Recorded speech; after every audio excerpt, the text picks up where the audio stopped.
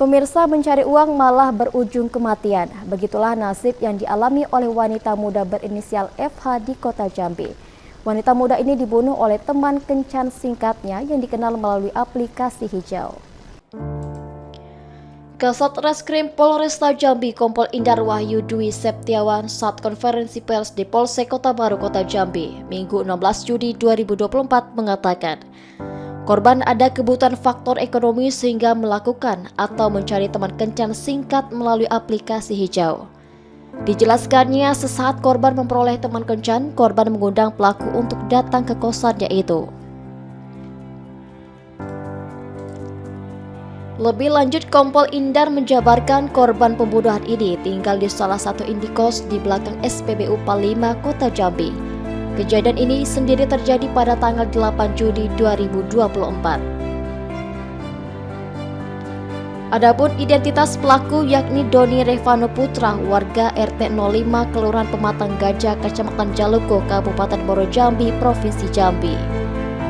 Diketahui pasca kejadian, korban sempat melarikan diri ke rumah keluarganya yang berada di Kotoboyo, Kabupaten Batanghari. Namun tidak beberapa lama dengan tanpa perlawanan, pelaku pembunuhan ini ditangkap pada Sabtu 15 Juli 2024 sekitar pukul 4 waktu Indonesia Barat.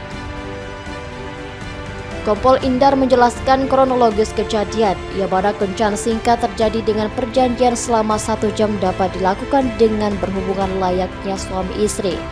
Namun dalam perjanjian itu ada kesepakatan yang menurut pelaku tidak sesuai. Layanan yang diterima untuk menambah, korban meminta sejumlah uang namun tidak dipenuhi oleh pelaku.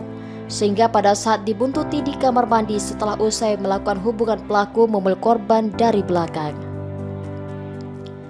Korban sempat melakukan perlawanan namun terjatuh.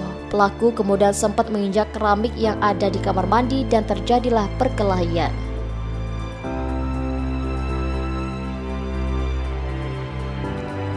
Karena korban tidak kuat dengan posisinya kalah berada di bawah, pada saat itu ia terjatuh dan terjadilah benturan di bagian kepala. Selanjutnya pelaku pemukulan pecahan keramik beberapa kali secara brutal dan tragis, yang menyebabkan korban FH mengalami beberapa luka pada bagian tubuhnya, yaitu pada bagian belakang kepala, lengan, bawah mata, dan di pangkal paha.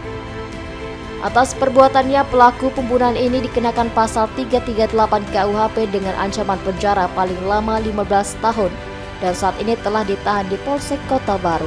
Satu, rekan-rekan, sebelumnya saya mohon maaf ada keterlambatan. Saya ucapkan terima kasih pada rekan-rekan pada pagi hari ini yang bersedia hadir untuk melaksanakan rilis terkait kasus dugaan sebagaimana diatur dalam pasal KUHP 338 dan 351 yang mengakibatkan korban jiwa 351 ayat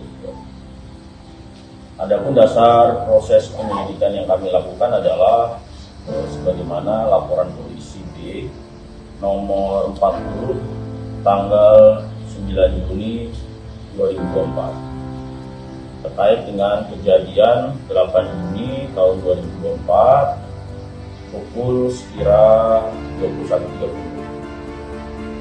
Adapun kronologis kejadian yang terjadi adalah korban dengan inisial FH itu karena ada kebutuhan faktor ekonomi sehingga melakukan mencari kencan singkat dengan aplikasi warna hijau, untuk mencari teman kencan secara singkat. Hal ini dilakukan karena faktor kebutuhan ekonomi. Sesaat yang bersangkutan memperoleh teman kencan, yang bersangkutan mengundang ke kosan di daerah Serwi, Malang di Kota Baru, Palima. Kencan singkat terjadi dengan perjanjian 1 jam itu dapat dilakukan hubungan intim. Namun dalam proses perjanjian antara korban dengan pelaku inisial DR itu ada kesepakatan yang menurut dari si tamu ini tidak sesuai, sehingga pada saat melakukan hubungan kencan antara korban dengan tamu atau pelaku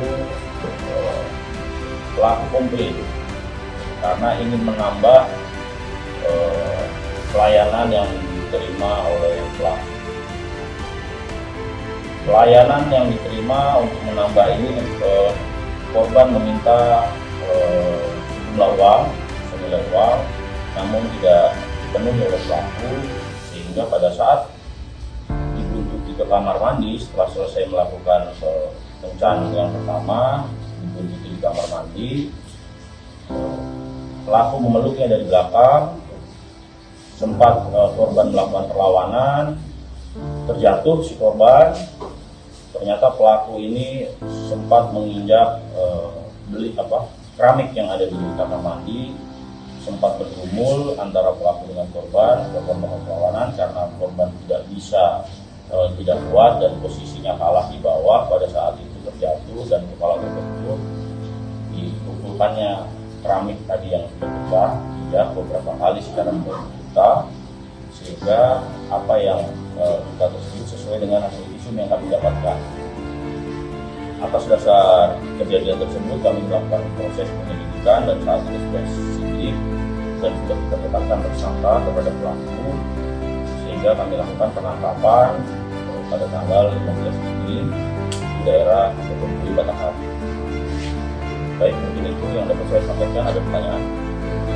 Tersangka ini Pak siapa? DR jalan ke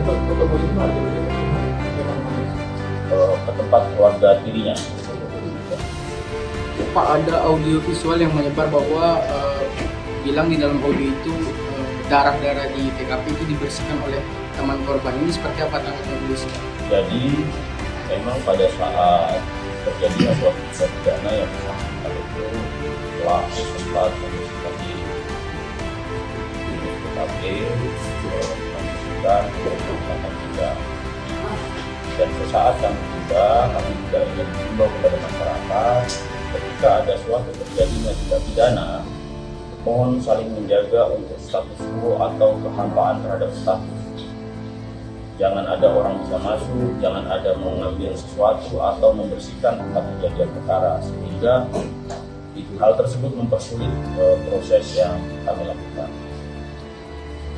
Berarti dari pelaku Pak ya, bukan teman dari korban membersihkan. Pelaku dan korban ada rekanan dari korban. Ada video beredar juga Pak, dinarasikan ada otak di bawah itu. Sementara nanti ya kita cek dulu apakah benar atau tidak. Nanti dari asesmen. Jangan berasumsi ya, tolong nanti diluruskan juga. Ada yang saya dengar berita bahwa sudah berdua kali dan sebagainya, itu asumsi. Nanti kita tolong, saya sudah sampaikan kepada penyidik terkait sumber informasi yang disampaikan kita tolong bisa. Korban itu masih stabil ya?